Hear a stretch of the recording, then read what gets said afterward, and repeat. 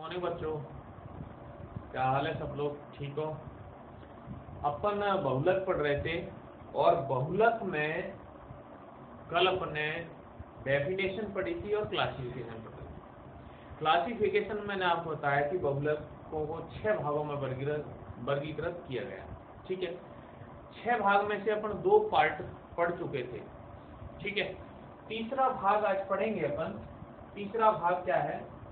बहुलकण या बहुलीकरण के प्रकार के आधार पर वर्गीकरण। बहुलकण या बहुलीकरण के प्रकार के आधार पर वर्गीकरण। और इस आधार पर बहुलकों को 2 भागों में डिवाइड किया है। पहला योगात्मक बहुलक और दूसरा है संगणन बहुलक। योगात्मक बहुलक और संगणन बहुलक। देखिएगा, योगात्मक बहुलक में आगे अपन पढ़ेंगे, इसकी क्रियाविधि पढ़ेंगे। अभी सिर्फ यहाँ डेफिनेशन और एग्जाम्पल की अपन बात करेंगे केवल।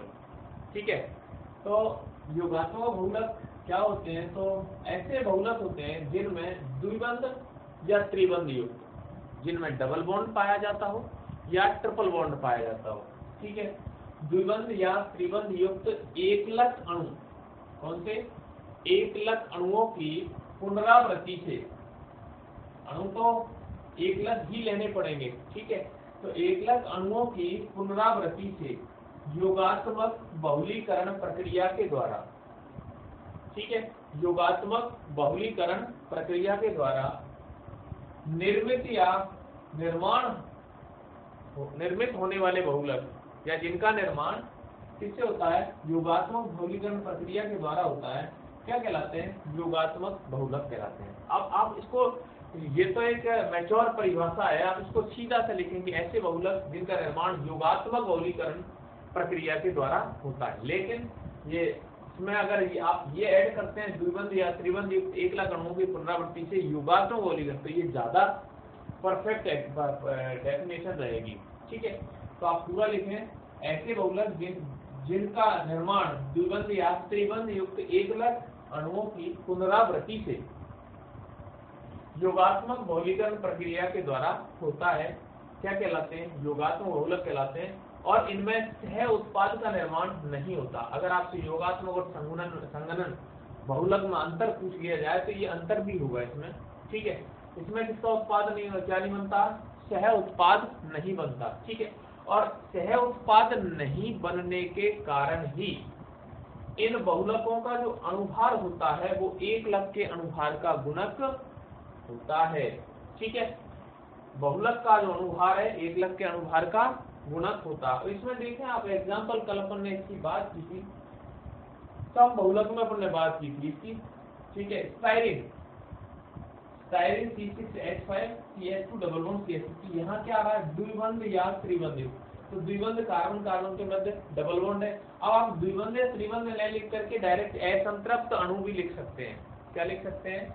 असंतृप्त। इन दोनों के स्थान पर क्या लिख सकते हैं? द्विबंध या त्रिबंध के स्थान पर असंतृप्त अणु। ठीक है, तो ये डबल बॉन्ड है इनमें, तो ये कैसा हो गया? असंतृप्त। स्टाइरिन से क्या बन जाएगा? पॉलीस्टाइरीन। ठीक है, अच्छा कल इसी का एक एग्जांपल और देखा था अपन ने सम बहुलक में, देखें उसको भी देख लें। सम बहुलक में क्या देखा था एग्जांपल? टेफ्लॉन की अपन ने बात की थी। तो टेफ्लॉन में क्या लिया था? एकलक इकाई क्या थी? CF2। ठीक है, तो आप इसको ऐसे लिख दें C डबल बॉन्ड C, एक F ये और एक F ये। ऐसे यहाँ भी F और F। तो ये क्या है? टेट्राफ्लोरोएथीन। ठीक है, टेट्राफ्लोरोएथीन,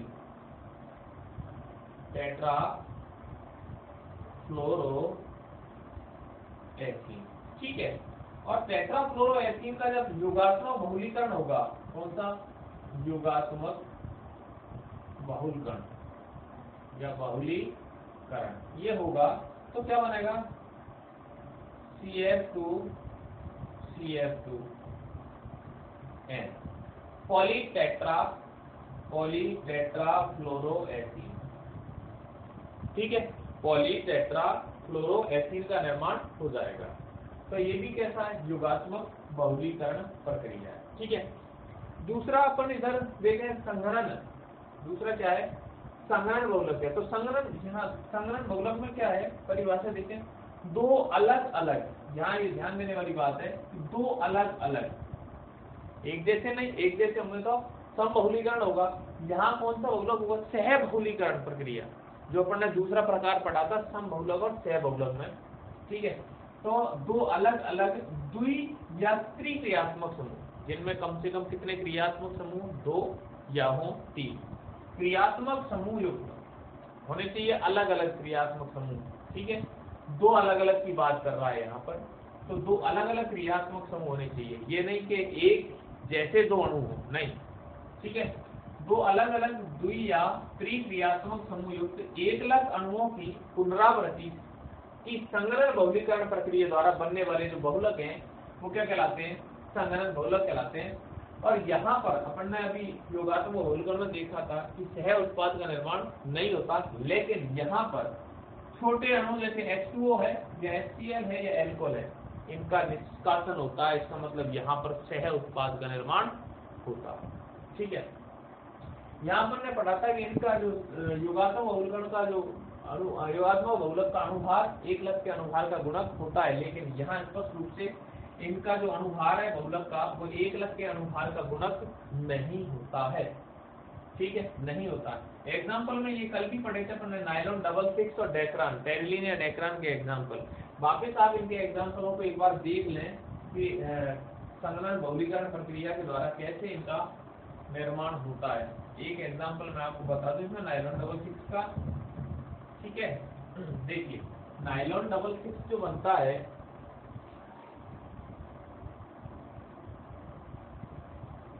नायलॉन 6 ये जो बनता है ये हेक्सामेथिलीन डाइअमीन, हेक्सामेथिलीन डाइअमीन की अपन बात करें NH2 CH2, ये मेथिलीन समूह है, और हेक्सा मतलब 6, डाइअमीन मतलब 2 NH2 जुड़े हैं इनसे, तो ये क्या है, हेक्सा मेथिलीन डाइअमीन। ठीक है, हेक्सामेथिलीन डाइअमीन और एडिपिक अम्ल। ठीक है, कौन सा, एडिपिक अम्ल HOC double bond O CH2 का whole 4 C double bond O OH, ये है एडिपिक अम्ल। ठीक है, और इसका होगा संघनन बहुलकरण।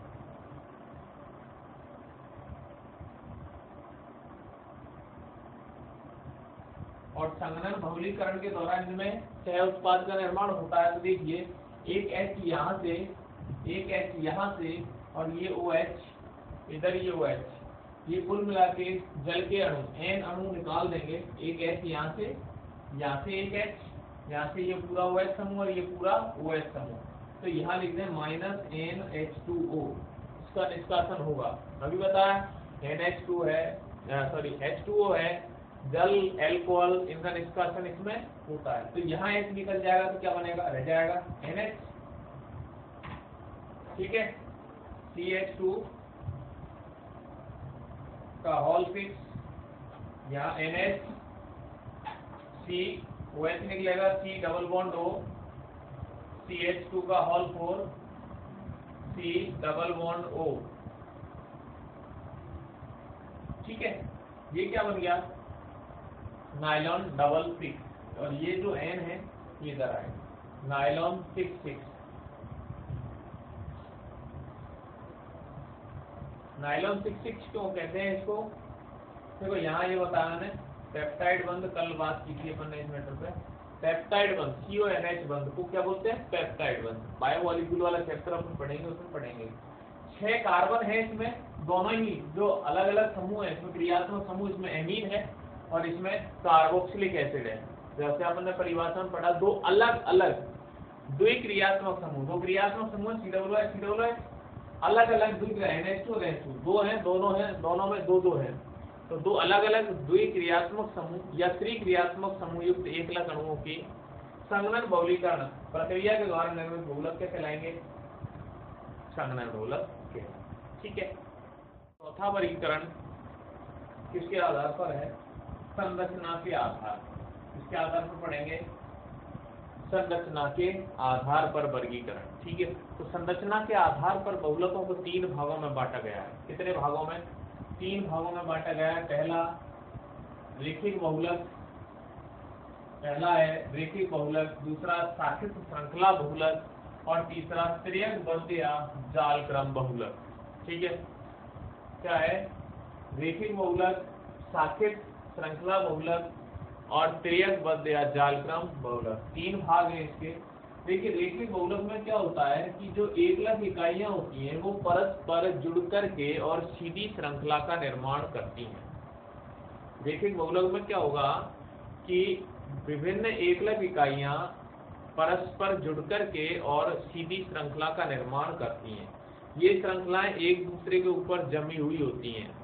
ये श्रृंखलाएं एक दूसरे के ऊपर जमी हुई होती हैं, जमी रहती हैं, जिसके कारण इनका घनत्व, इनका रेखिक बहुलकों का घनत्व, तनन सामर्थ्य मतलब खींचने की जो क्षमता और गलनांक, ये कैसे होते हैं? उच्च होते हैं।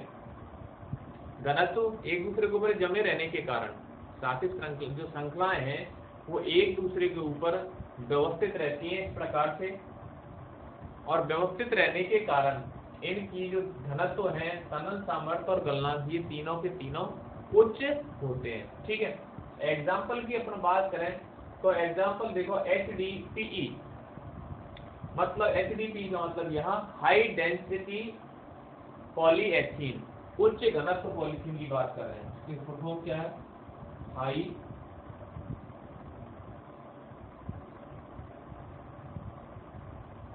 डेंसिटी पॉलीएथीन, उच्च घनत्व पॉलीथीन। ठीक है। पॉलीथीन 2 प्रकार की होती है, उच्च घनत्व और निम्न घनत्व। ठीक है। दूसरा PVC आप जानते ही हैं, पॉलीवाइनिल क्लोराइड, तीसरा नायलॉन और चौथा पॉलीएस्टर।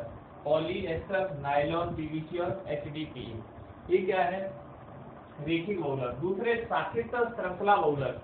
शाखित श्रृंखला बहुलक में क्या होगा? इनकी जो एकलक इकाइयां होती हैं वो परस्पर जुड़कर के सीधी श्रृंखला का निर्माण तो करती हैं रेखिक बहुलक की तरह, लेकिन उन सीधी श्रृंखलाओं से विभिन्न प्रकार की पार्श्व श्रृंखलाएं गुजरती हैं, निकलती हैं।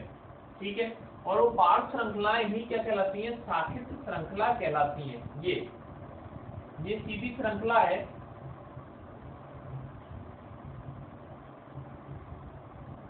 और इस सीधी श्रृंखला से ये शाखित श्रृंखलाएं निकल रही हैं। ठीक है। पार्श्व श्रृंखलाएं निकल रही हैं और ये पार्श्व श्रृंखलाएं क्या कहलाती हैं? शाखित श्रृंखलाएं, पार्श्व श्रृंखला। और ये पार्श्व श्रृंखला ही क्या कहलाती हैं? शाखित श्रृंखला कहलाती हैं। ठीक है। ये जो श्रृंखलाएं हैं पार्श्व श्रृंखला, ये समान अणुओं की भी हो सकती हैं और अलग अलग अणुओं की भी हो सकती हैं। जरूरी नहीं है कि ये समान अणुओं की हो, अलग अलग अणुओं की भी हो सकती हैं और समान अणुओं की भी हो सकती हैं। इसीलिए इनके जो घनत्व हैं, तनन सामर्थ्य और गलनांक, तीनों ही कम होते हैं। तीनों ही क्या होते हैं? कम होते हैं। ठीक है। घनत्व, तनन सामर्थ्य और गलनांक तीनों कम होते हैं। एग्जाम्पल की बात करें तो LDPE, low density polyethylene. High density polyethylene किसका एग्जाम्पल है? रेखिक बहुलक का, लेकिन लो डेंसिटी पॉलीएथीन किसका एग्जाम्पल है? शाखित श्रृंखला बहुलक का। LDPE मतलब निम्न घनत्व पॉलीथीन। LDPE की फुल फॉर्म क्या लिख सकते हैं अपन? निम्न घनत्व पॉलीथीन। निम्न घनत्व पॉलीथीन। ठीक है। निम्न घनत्व पॉलीथीन। अगला ग्लाइकोजन और एमाइलोपेक्टिन। एमाइलोपेक्टिन एक पॉलीसैकेराइड है। ठीक है। मतलब स्टार्च का भाग है एमाइलोपेक्टिन। स्टार्च एक पॉलीसैकेराइड होता है। इसी प्रकार से तीसरा त्रियकबद्ध या जालक्रम बहुलक में इनमें जो विभिन्न श्रृंखलाएं हैं वो त्रियक बंधों के द्वारा जुड़ करके और जाल जैसी संरचना का निर्माण कर लेती हैं। तिर्यक बंध से मतलब यहाँ पर क्रॉस बंधेज से है, क्रॉस बॉन्डिंग से, क्रॉस बॉन्ड बनते हैं, ठीक है। तो आपस में उससे जुड़ेंगे क्रॉस बंधों से, और क्रॉस बंधों से जुड़ करके जाल जैसी संरचना का निर्माण कर लेते हैं, ठीक है।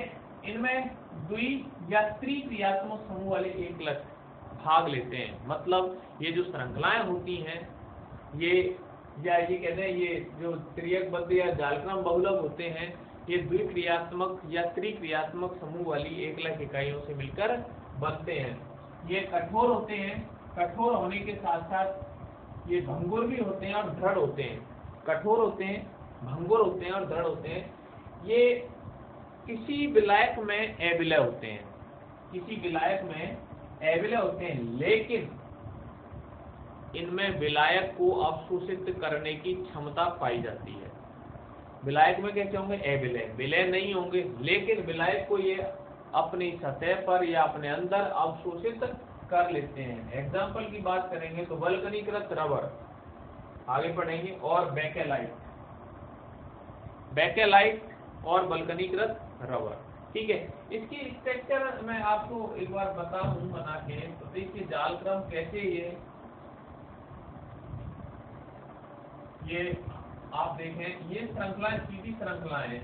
अब ये परस्पर क्या होंगे? क्रॉस बंधों के द्वारा, इनके द्वारा ये जुड़ जाएंगी इस प्रकार से, ये क्रॉस बंधों के द्वारा जुड़ जाएंगी और एक जाल जैसी संरचना का निर्माण यहाँ कर लेंगी, ठीक है। इस प्रकार से क्रॉस लिंकेज कहलाती है, क्रॉस बंध है ये, बंध बॉन्ड क्या कहलाएंगे? ये क्रॉस बंध, ये क्रॉस बंध या तिर्यक बंध कहलाते हैं। तो ये तीन प्रकार के थे, किसके आधार पर? संरचना के आधार पर।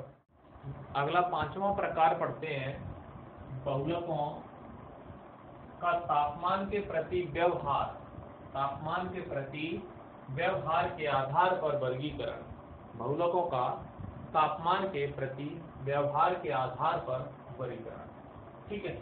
तो इस आधार पर ये इंपॉर्टेंट भी है, यहाँ से क्वेश्चन पूछे जाते हैं। इस आधार पर इनको दो भागों में बांटा गया है, ताप शून्य या ताप दृढ़, ताप सुगठ्य बहुलक, ताप शून्य या ताप सुगठ्य बहुलक, जिनको इंग्लिश नेम भी आप इसका याद रखेंगे, थर्मोप्लास्टिक पॉलीमर, थर्मोप्लास्टिक पॉलीमर, ताप शून्य या ताप सुगठ्य। दूसरा है ताप दृढ़ बहुलक, थर्मोसेटिंग पॉलीमर, ठीक है। देखिएगा इसमें अंतर भी है ये, और इनके बारे में ये जानकारी भी है। तो क्या कहते हैं ये देखें, ताप शून्य में या ताप सुगठ्य बहुलक होते क्या है? देखो ये ताप शून्य में या ताप सुगठ्य जो बहुलक है, उनको एक बार आप गर्म करने पर, जब गर्म करोगे तो ये कैसे हो जाएंगे? पिघल जाएंगे, मृदु हो जाएंगे, नर्म हो जाते हैं। गर्म करने पर ये नर्म हो जाते हैं, ठीक है, मृदु या नर्म, और ठंडा करने पर ये कठोर हो जाते हैं। एक बार इनको आप गर्म करोगे तो ये नर्म हो जाएंगे, और ठंडा होने पर ये कठोर हो जाएंगे, और कठोर हो जाते हैं। लेकिन इनकी जो बहुलक श्रृंखला होती है, उनके मध्य क्रॉस बंधों का निर्माण नहीं होता है, क्रॉस बंधों का निर्माण नहीं होता है, ठीक है।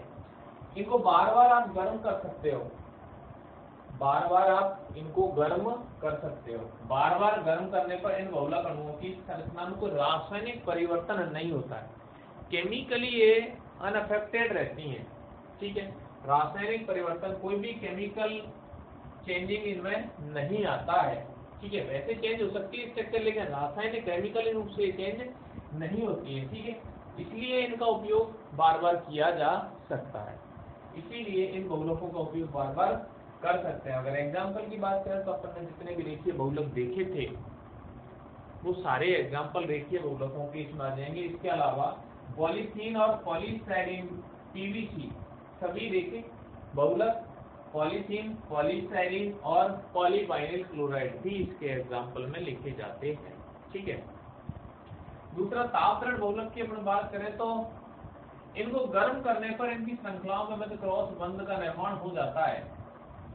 मैं ध्यान देना कि यहाँ पर गर्म करने पर ये नर्म होते हैं और ठंडा करने पर कठोर हो जाते हैं, और इनकी श्रृंखलाओं के मध्य लेकिन क्रॉस बंध नहीं बनते। लेकिन ताप दृढ़ बहुलक या थर्मोसेटिंग जो पॉलीमर है, उनको आप गर्म करोगे तो उनकी श्रृंखलाओं के मध्य क्रॉस बंधों का निर्माण हो जाता है, जिसके कारण इनकी जो संरचना होती है वो त्रिविमीय जालयुक्त हो जाती है। कैसी हो जाती है संरचना?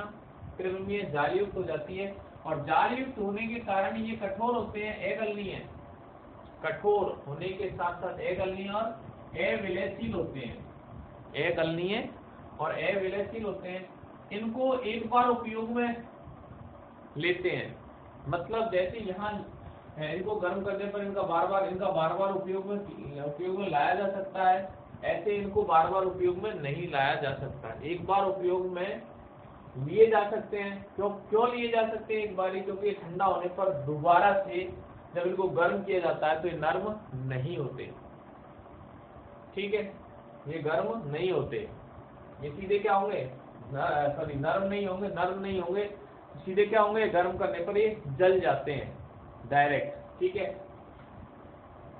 जैसे कंघी, बेकेलाइट अपन एग्जांपल देख रहे हैं, बेकेलाइट कंघी आप गर्म करोगे तो जैसे जैसे वो गर्म होती जाएगी फिर उसमें अचानक से क्या होगा, वो जलना प्रारंभ हो जाएगी। ठीक है, पिघलेगी नहीं, जलना प्रारंभ हो जाती है। स्विच हैं अपने, ये जो स्विच आते हैं, ठीक है, ऑन ऑफ करने वाले, तो ये स्विच भी बेकेलाइट के बने होते हैं। इनको आप जलाएंगे तो जैसे गर्म करेंगे तो ये जलेंगे डायरेक्ट। ठीक है, पिघलेंगे नहीं। मेलामिन फॉर्मेल्डिहाइड रेजिन, सभी त्रियकबद्ध जालयुक्त जो बहुलक हैं वो इसके एग्जाम्पल हो सकते हैं। और बेकेलाइट, मेलामिन, फॉर्मेल्डिहाइड बहुलक, ये सारे इसके एग्जाम्पल है। तो ये था किसके आधार पर, बहुलकों का तापमान के प्रति व्यवहार के आधार पर वर्गीकरण। अगला लास्ट प्रकार है छठा, आणविक बलों के आधार पर वर्गीकरण। लास्ट प्रकार है ये वर्गीकरण में, आणविक बलों के आधार पर वर्गीकरण। और ये भी किया गया है, इम्पोर्टेंट रहता है एग्जाम की दृष्टि से, आणविक बलों के आधार पर वर्गीकरण। तो ये दो प्रकार के होते हैं, प्रत्यास्थ बहुलक, कौन से, प्रत्यास्थ बहुलक और रेशे, मतलब अपन बात करें फाइबर की, और इलास्टिसिटी। ठीक है, प्रत्यास्थ बहुलक और रेशे। ठीक है, तो प्रत्यास्थ बहुलकों को क्या कहते हैं, रबर भी ये कहलाते हैं। प्रत्यास्थ बहुलक क्या कहलाते हैं, रबर। ठीक है, इलास्टोमर और फाइबर। ठीक है, तो प्रत्यास्थ बहुलक क्या कहलाते हैं, रबर कहलाते हैं, इनको रबर भी कहते हैं। और इन बहुलकों की जो बहुलक श्रृंखलाएं होती हैं, बहुलकों की बहुलक श्रृंखलाओं के मध्य दुर्बल अंतराण्विक आकर्षण बल पाए जाते हैं। इसका ध्यान रखना, आणविक बलों के आधार पर पढ़ रहे हैं, प्रत्यास्थ बहुलक पढ़ रहे हैं उसमें।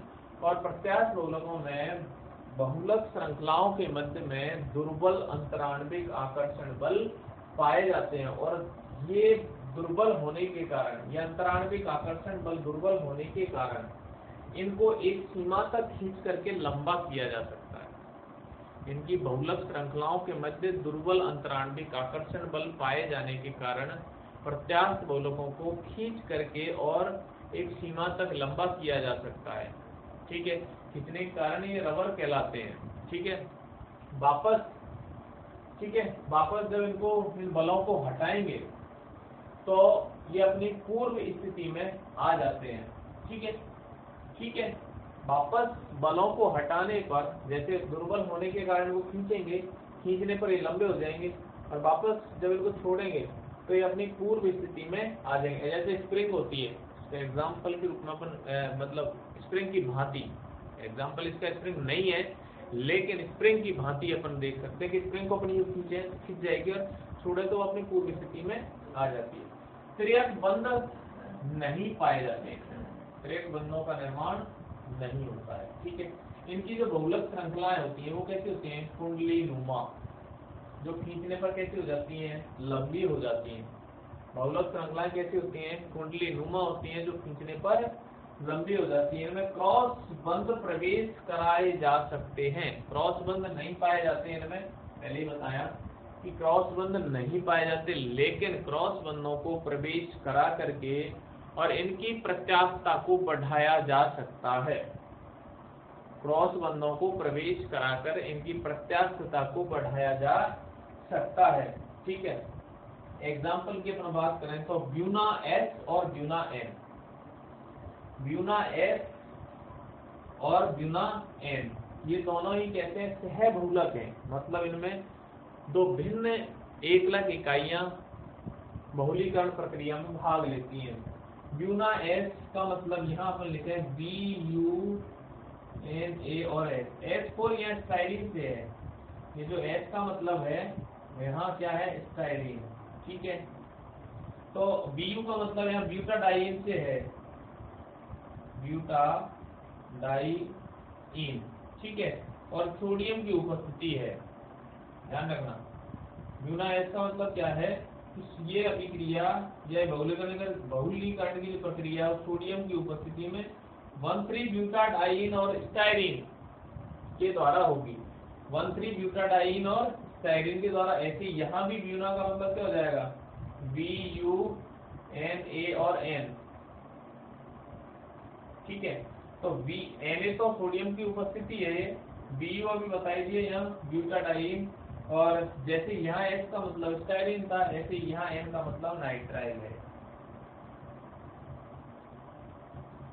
नाइट्राइल कौन सा, एक्रिलो, एक्राइलो,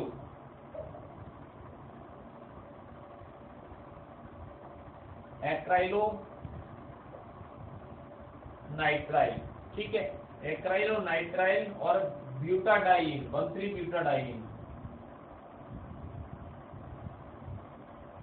ब्यूटाडाइन के द्वारा इनका निर्माण होता है, सोडियम की उपस्थिति में अभिक्रिया होती है। दूसरा है यहाँ पर रेशे, रेशों को क्या बोलेंगे, धागा भी इनको कहा जाता है। रेशों को क्या कहते हैं, धागा कहते हैं, और इनका उपयोग वस्त्र उद्योग में किया जाता है। क्या बोलते हैं, रेशों को धागा कहते हैं, और इनका उपयोग किसमें करते हैं, वस्त्र उद्योग में करते हैं। देखो यहाँ पर अपन ने देखा बहुलक श्रृंखलाएं दुर्बल अंतराणविक आकर्षण बलों के द्वारा जुड़ी रहती है, लेकिन रेशों में क्या होता है कि इनकी बहुलक श्रृंखलाएं प्रबल अंतराणविक आकर्षण बलों के द्वारा जुड़ती हैं। इसके द्वारा प्रबल अंतराणविक आकर्षण बलों के द्वारा ये जुड़ी रहती है, जिसके कारण आकर्षण बल ज्यादा एक दूसरे के पास लाएंगे बहुलक श्रृंखलाओं को, तो ये कैसे निबिड़ संकलित हो जाती है, मतलब एक दूसरे के पास पास व्यवस्थित हो जाती है, जिसके कारण इनकी जो तनन सामर्थ्य और गलनांक है वो ज्यादा होते हैं। तनन सामर्थ्य और गलनांक कैसे होते हैं, अधिक होते हैं। यहाँ लिखते हैं हम, तनन सामर्थ्य और गलनांक कैसे अधिक होते हैं। एग्जाम्पल अपन पॉलीएस्टर की बात करें, पॉलीएस्टर में अपन एग्जाम्पल लिख सकते हैं यहाँ पर डेक्रोन, डेक्रोन या टेरिलीन, एक ही बात है, टेरिलीन कहते हैं या डेक्रोन कहते हैं, एक ही बात है। पॉलीअमाइड में यहाँ नाइलॉन 6,6 लिख सकते हैं, 6,6। ठीक है, प्राकृतिक रेशे में एग्जाम्पल लिखे हैं सिल्क, ऊन और कपास, और एक और एग्जाम्पल इसी का रेयन, रेयन के धागे बनते हैं। ठीक है, तो अपना ये क्लासिफिकेशन बहुलकों का था, कितने भाग, 6 भाग, 6 भाग है।